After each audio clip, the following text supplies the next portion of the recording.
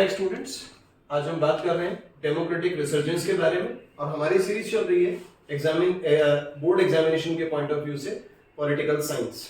Democratic resurgence जब हमने last chapter में बात की थी, जिसमें हम बात कर रहे थे इंडिया में किस तरीके से पॉलिटिकल प्रॉब्लम्स आई थी, जिस तरीके से हमने पार्टी एंड पार्टी सिस्टम के बारे में बात की थी और इंदिरा गांधी के बारे में हमने बात की थी कि इंदिरा गांधी को 69 के प्रेसिडेंट इलेक्शन के बाद के कामराज, जो उस टाइम पे इंडिया के कांग्रेस के इंडिया के बहुत बड़े लीडर थे और कांग्रेस के उस टाइम पे सिंडिकेट के सुप्रीमो थे, उन्होंने इंदिरा गांधी को बाहर का रास्ता दिखा दिया था और कांग्रेस दो हिस्सों में डिवाइड हो गई थी। 1971 में जब हम बात करते हैं नेशनल इमरजेंसी के ग्राउंड्स के बारे में, तो यहाँ नेशनल इमरजेंसी डिक्लेयर की जाएगी जब 12 जून को इलाहाबाद हाईकोर्ट से जस्टिस जगमोहन लाल सिन्हा इंदिरा गांधी के इलेक्शन को इनवैलिड डिक्लेयर कर देंगे और उसके बाद में 25 जून को अंडर आर्टिकल 352 ये डिक्लेयर किया जाएगा। इसके बारे में भी बात करते हैं। पहले हम बात करते हैं नेशनल इमरजेंसी कब शुरू होती है। 1971 के इलेक्शन से ये बैकग्राउंड इसकी शुरू हो जाती है। यहाँ जो इमरजेंसी वर्ड है वो बैकग्राउंड शुरू हो जाती है और यहाँ एक नारा देती है इंदिरा गांधी, जिसका नाम है गरीबी हटाओ, क्योंकि अपोजिशन ने नारा दिया था इंदिरा हटाओ। तो इंदिरा जी को ना हटाना पड़े, इसके लिए इंदिरा गांधी ने नारा दिया अपोजिशन को पूरी तरह से पैरालाइज करने के लिए, पूरी तरह से आउट ऑफ कंटेक्स्ट करने के लिए गरीबी हटाओ। अब यहां सबसे बड़ी चीज क्या थी कि 1974 आते आते, जब हम 1971 से पहले की बात कर रहे हैं, तो 1971 में एक बांग्लादेश वॉर लड़ी गई थी, तो वहां सेंटिमेंट्स बहुत ज्यादा कांग्रेस के फेवर में थे। लेकिन जब हम 1974 में आते हैं तो 1974 आते आते 1971, 72, 73, 74, जब हम इन सारे ईयर्स में आते हैं तो 71 के बाद एक मंदी का दौर था, क्योंकि भारत ने बहुत ज्यादा खर्चा किया था इस युद्ध के लिए। तो वहां पे भारत के पास में बहुत सारा पैसा नहीं था, बहुत सारी चीजें एक्सपोर्ट नहीं हो रही थी। और 74 आते आते क्रॉप फेलियर और इसके अलावा महंगाई बहुत तेजी के साथ बढ़ रही थी। ठीक है, पहला क्रॉप फेलियर, दूसरा महंगाई का बढ़ना, तीसरा इंटरनेशनल मार्केट में तेल के दामों का बढ़ जाना। तो ये चौतरफा मार भारतीय जनता के ऊपर पड़ रही थी। और 74 आते आते गुजरात,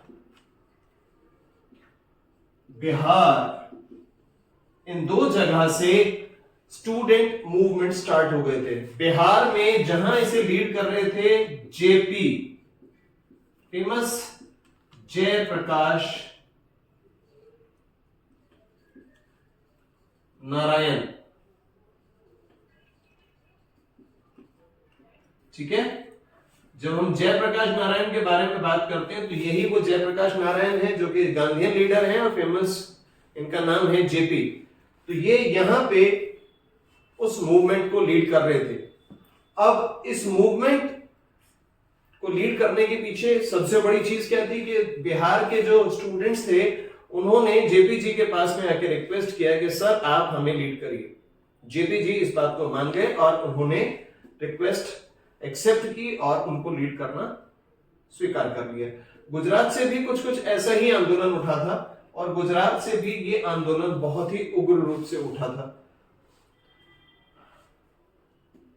बिहार से एक पदयात्रा निकाली गई गवर्नमेंट फेलियर के लिए, महंगाई के लिए, भ्रष्टाचार के लिए, बेरोजगारी के लिए, इन सभी मुद्दों के लिए उस टाइम पे काफी बड़ा प्रोटेस्ट हुआ। और इसी प्रोटेस्ट के नाते जो जेपी थे उन्होंने डिक्लेरेशन किया कि हम रामलीला मैदान दिल्ली में आकर अपना प्रोसेशन करेंगे। ठीक है, अब ये सारी चीज थी कि 1975 जून की कोई तारीख थी जब वो यहां पे संडे के दिन अपना धरना प्रदर्शन करना चाह रहे थे।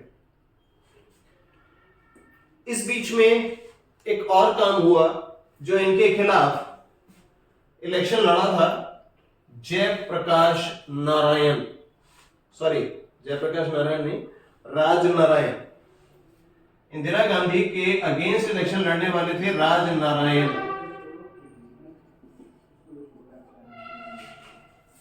कौन थे? राज नारायण, जो इन्होंने इनके खिलाफ इलेक्शन लड़ा था। अब हुआ क्या कि इन्होंने पिटीशन डाल दी इलाहाबाद हाई कोर्ट के अंदर और इलाहाबाद हाई कोर्ट में इस पिटीशन के ऊपर सुनवाई शुरू हो गई।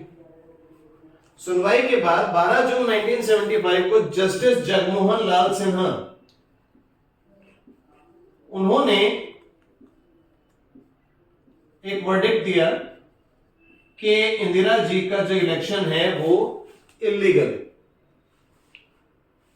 इंदिरा गांधी प्राइम मिनिस्टर होने के बावजूद, क्योंकि उनका इलेक्शन इलीगल है, बट उनके पास कुछ दिनों का टाइम है जबकि वो सुप्रीम कोर्ट में जाकर अपील कर सकती हैं।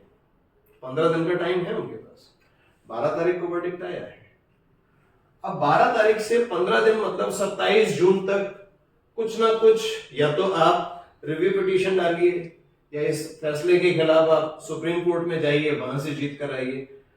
तो इंदिरा गांधी जी क्या करती हैं, उस टाइम के प्रेसिडेंट हैं फखरुद्दीन अली अहमद, ठीक है, फखरुद्दीन अली अहमद यहां के प्रेसिडेंट हैं। उनसे अंडर आर्टिकल 352 साइन करा लिए जाते हैं और 25 जून की आधी रात को इमरजेंसी डिक्लेयर कर दी जाती है। क्या किया जाता है? इमरजेंसी डिक्लेयर कर दी जाती है और सारा का सारा जो एडमिनिस्ट्रेशन है वो गवर्नमेंट के हाथ में आ जाता है। अब क्योंकि सारा एडमिनिस्ट्रेशन जो है वो गवर्नमेंट के हाथ में है, तो यहां पे मास प्रोटेस्ट जो ऑलरेडी चल रहा है, जयप्रकाश नारायण है यहां पर राम मनोहर लोहिया हैं, ये लोग क्या कर रहे हैं? गवर्नमेंट के खिलाफ लगातार प्रोटेस्ट कर रहे हैं। यहां पे अनएम्प्लॉयमेंट जैसे, यहां पे करप्शन जैसे, यहां पे प्राइस इन्फ्लेशन जैसे मुद्दे बहुत मुखर तौर पे या बहुत स्ट्रांगली जनता के सामने रखे जा रहे हैं। तो यहां आपको इस चीज को समझना पड़ेगा कि ऐसा क्या हुआ था कि इन सारे मुद्दों के खिलाफ जब सारे नेता बात कर रहे थे, स्पेशली ये दो लोग बात कर रहे थे, जेपी और राम मनोहर लोहिया। राम मनोहर लोहिया को कई सारे आज के जो नई पीढ़ी के नेता हैं उनका गुरु भी माना जाता है, ठीक है। तो इन लोगों को ऐसा क्या हुआ था कि इन लोगों को प्रोटेस्ट करना पड़ा था। दाम चीजों के लगातार बढ़ रहे थे, इंटरनेशनल ट्रेड हमारे फेवर में था नहीं, तो फाइनली ये सभी लोग सड़कों पे उतर आए। बेरोजगारी बहुत ज्यादा थी, बहुत ज्यादा देश में उस टाइम पे करप्शन बढ़ा हुआ था। अब आता है 25 जून 1975, इमरजेंसी डिक्लेयर हो गई अंडर आर्टिकल 352 और देश की सारी मशीनरी कुछ लोगों के हाथ में आ गई। रेडियो से खबरें प्रसारित होने लगी कि देश में सब कुछ ठीक चल रहा है, क्योंकि खबरें वही चलती थी जो सरकार को असहज न करे, ठीक है। अब यहां सबसे बड़ी चीज क्या है कि प्रेस पर भी पाबंदी लगा दी गई, प्रेस सेंसरशिप लागू कर दी गई। और प्रेस सेंसरशिप की हालत यह थी कि लोगों को अपने आर्टिकल छपवाने के लिए पहले अप्रूवल लेना पड़ता था। अप्रूवल है तो आपका आर्टिकल छपेगा, अप्रूवल नहीं है तो आर्टिकल नहीं छपेगा। तो कुल मिलाके हालात बहुत ज्यादा गंभीर हो गए थे और इन गंभीर हालातों के चलते इमरजेंसी बहुत ही एक कटु तौर पे सामने आई थी।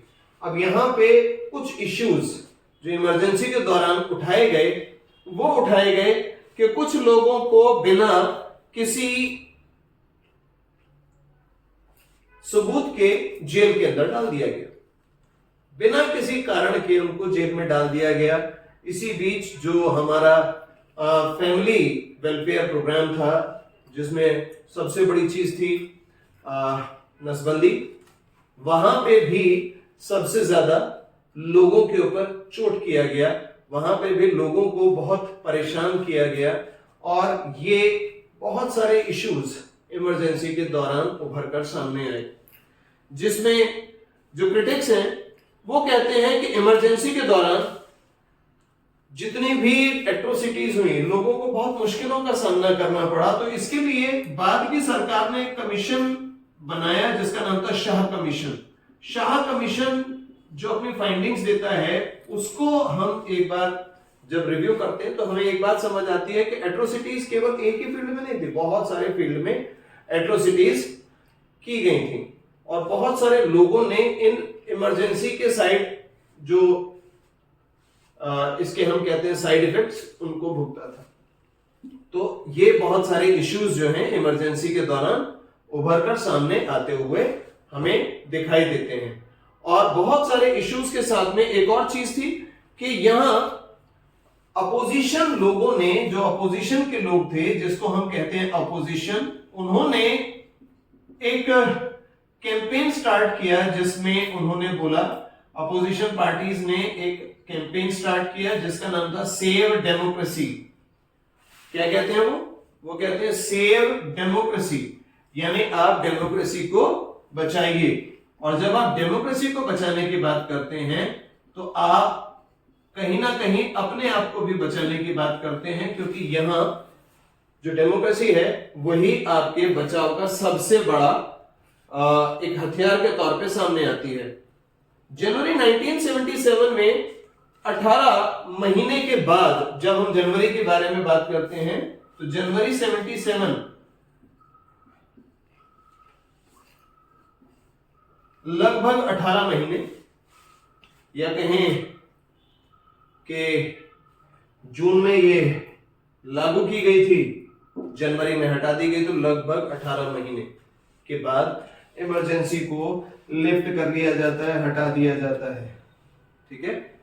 अब क्योंकि इमरजेंसी के दौरान प्रो पुअर वर्क किए गए थे, प्रो पुअर वर्क का मतलब है कि गरीब तबके के लिए बहुत सारा काम किया गया था, गरीब तबके को बहुत सारी चीजें देने की बात की गई थी, बहुत सारी उनको सहूलतें देने की बात की गई थी। तो जब हम इन सारी चीजों को देखते हैं तो यहां सारी चीजें हमारे सामने बिल्कुल क्लियर हो जाती हैं और सरकार को लगा कि जो अपोजिशन पार्टीज अब कर रही हैं सेव डेमोक्रेसी, तो हमने पुअर्स के लिए बहुत सारा काम किया। अब क्योंकि हमने पुअर्स के लिए काम किया तो पुअर हमें सपोर्ट करेंगे। तो 1977 में इलेक्शन होते हैं और कांग्रेस अपने लाइफ टाइम में पहली बार बुरी तरह से हार जाती है और अपोजिशन, जिसको कहते हैं हम जनता पार्टी, वो एक कोलिशन गवर्नमेंट बनाती है। अब जनता पार्टी में 3 बड़े लीडर सामने उभर कर आते हैं। पहले हैं जगजीवन राम,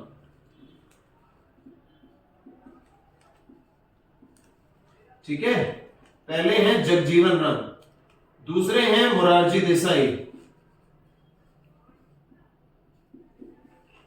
ठीक है, और तीसरे हैं मोरारजी देसाई के बाद जो तीसरे आते हैं वो हैं चौधरी चरण सिंह। अब इस चीज को याद रखिएगा कि ये तीनों ही नेता कांग्रेस से आए हुए हैं, ये तीनों ही नेता कांग्रेस से आए हुए नेता हैं और इसमें से मोरारजी देसाई बनते हैं प्रधानमंत्री। जो हमारी जनता पार्टी सरकार है उसमें प्रधानमंत्री बनते हैं मोरारजी देसाई, चौधरी चरण सिंह बनते हैं डेप्यूटी प्राइम मिनिस्टर और होम मिनिस्टर। ठीक है, ये बनते हैं डेप्यूटी प्राइम मिनिस्टर और होम मिनिस्टर, ये बनते हैं प्राइम मिनिस्टर और सरकार चल पड़ती है जिसमें बहुत सारे जो लोग हैं वो इनको बाहर से सपोर्ट कर रहे हैं।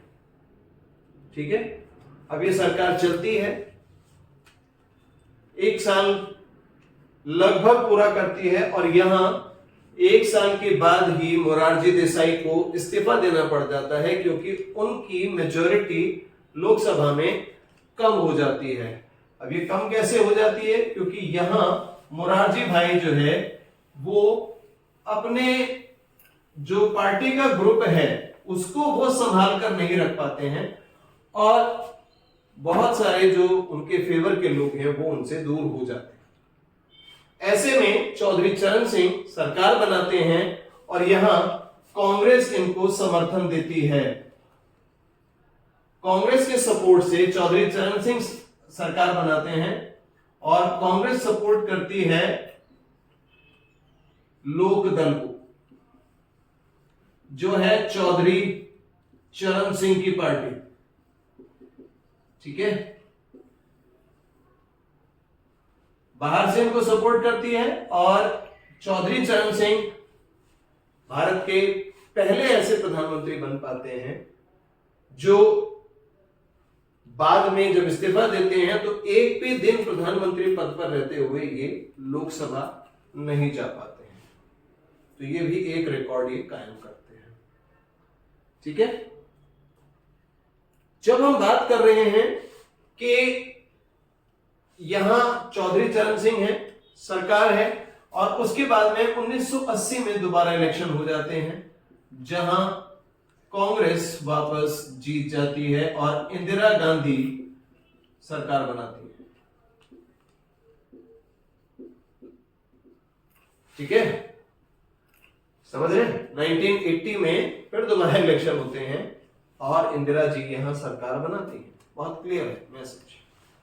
लेकिन यहां पे हम ये भी समझना चाहेंगे कि किस तरीके से यहां पे डेमोक्रेटिक अपसर्ज होता है, और इस चीज को समझने के लिए हमें थोड़ी सी चीजों को और एनालाइज करना पड़ेगा, थोड़ी सी चीजों को और समझना पड़ेगा। थोड़ा गहराई से समझने की कोशिश करते हैं। यहाँ पे 1980 में इंदिरा जी ने सरकार बनाई। तो जब हम बात करते हैं, जब डेमोक्रेटिक अपसर्ज की बात करते हैं, तो 1970 के बाद ही भारत में बहुत सारे लोग इस चीज के लिए डिमांड कर रहे थे। ठीक है, 1970 के दौरान ही बहुत सारे लोग यहाँ पे डिमांड कर रहे थे, जैसे ओबीसी, इन्होंने कहा कि हमें कोटा दे दीजिए।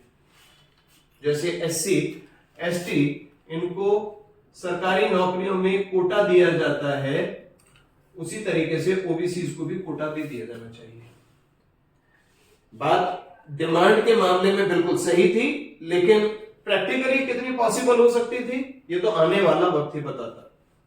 ठीक है, तो यहां 1970 में डिमांड उठी और इसी डिमांड को पूरा करने के लिए एक कमीशन बनाया गया जिसका नाम रखा गया मंडल कमीशन।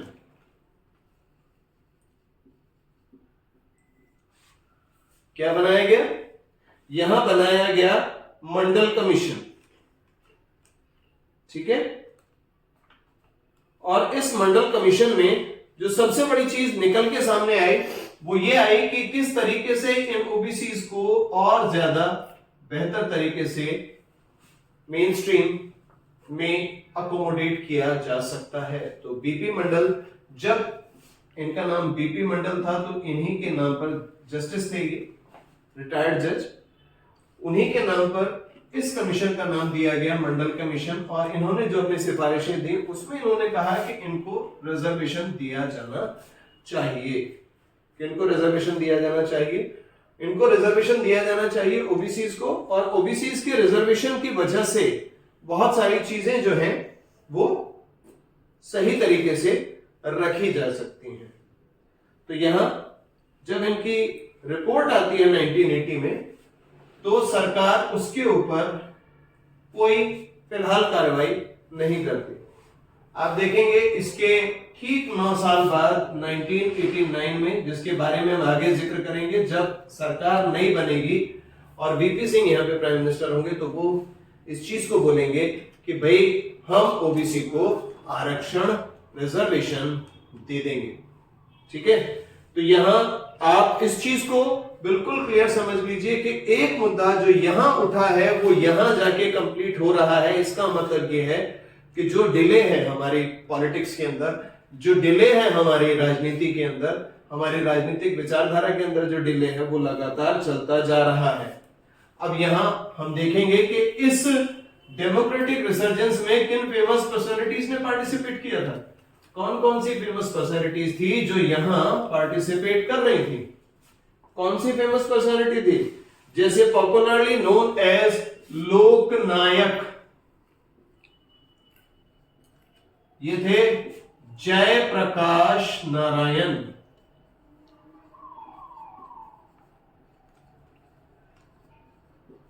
ठीक है जी, इनको उपाधि दी जाती है, इनको टाइटल दिया जाता है लोकनायक का।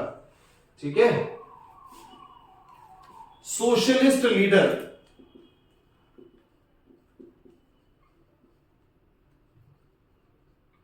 ये नाम दिया जाता है राम मनोहर लोहिया को, बोला जाता है डॉक्टर राम मनोहर लोहिया। इनको सोशलिस्ट लीडर कहा जाता है। और बहुत ही फेमस सोशलिस्ट लीडर हैं। आज जो बड़े बड़े नेता हैं वो इनको अपना गुरु मानते हैं, जैसे कि नीतीश कुमार स्वर्गीय, शरद पवार स्वर्गीय, मुलायम सिंह यादव, ये इनको अपना गुरु मानते थे। तो यहाँ आप फेमस पर्सनैलिटीज को देखेंगे तो आपकी समझ में आएगा कि किस तरीके से यहाँ सारी की सारी चीजें जो हैं वो आपके सामने आ रही हैं। तो यहाँ जो ये ऐसे पहले लीडर हैं जयप्रकाश नारायण, जो इंडिपेंडेंस से पहले भी और इंडिपेंडेंस के बाद में भी लोगों के हक के लिए लड़ रहे थे। और एक बहुत ही फेमस इंसिडेंट है, जब इन्होंने इमरजेंसी के खिलाफ अपना हल्ला बोल किया था ना, तब जिस दिन इन्होंने रामलीला मैदान पर अपना धरना प्रदर्शन किया था, कहते हैं इंदिरा जी ने सेम डे दूरदर्शन पर बॉबी पिक्चर जो अभी रिलीज हुई थी रिसेंटली, ऋषि कपूर की बहुत ही फेमस पिक्चर है, वो दूरदर्शन से टेलीकास्ट करा दी थी, जिससे लोग अपने घर से ही ना निकलें और इनकी रैली फेल हो जाए। ठीक है, तो ज्यादातर लोग बिना देखी पिक्चर जो अभी हॉल पे ही लगी है उसको दूरदर्शन पे देखने अपने घरों में टीवी स्क्रीन के साथ में चिपक के बैठे रहे। आप जानते हैं उस जमाने में टीवी से थोड़े कम होते थे, लोगों के किसी किसी के घर पे ही होते थे, तो वहां पे सिनेमा हॉल जैसा माहौल अच्छे से बन जाता था। तो यहां तक कि ये सारी चीजें हम बात करें तो इन्होंने कहा, सोशलिस्ट लीडर राम मनोहर लोहिया ये इक्वालिटी की बात करते थे। और इसके अलावा एक और बड़े लीडर हैं जिनका नाम है दीनदयाल उपाध्याय। कौन है ये? दीनदयाल उपाध्याय। ठीक है, दीनदयाल उपाध्याय, इनको दीन बंधु के नाम से भी जानते हैं।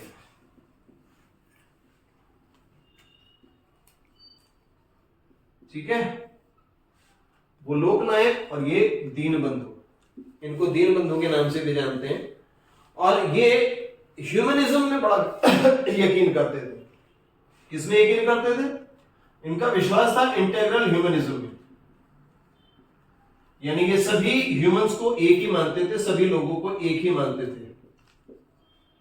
तो इंटेग्रल ह्यूमनिज्म के हिसाब से जो ये दीन बंधु हैं, ये उस टाइम पे भी बड़े प्रासंगिक थे और आज भी बड़े ही प्रासंगिक हैं। Thank you very much.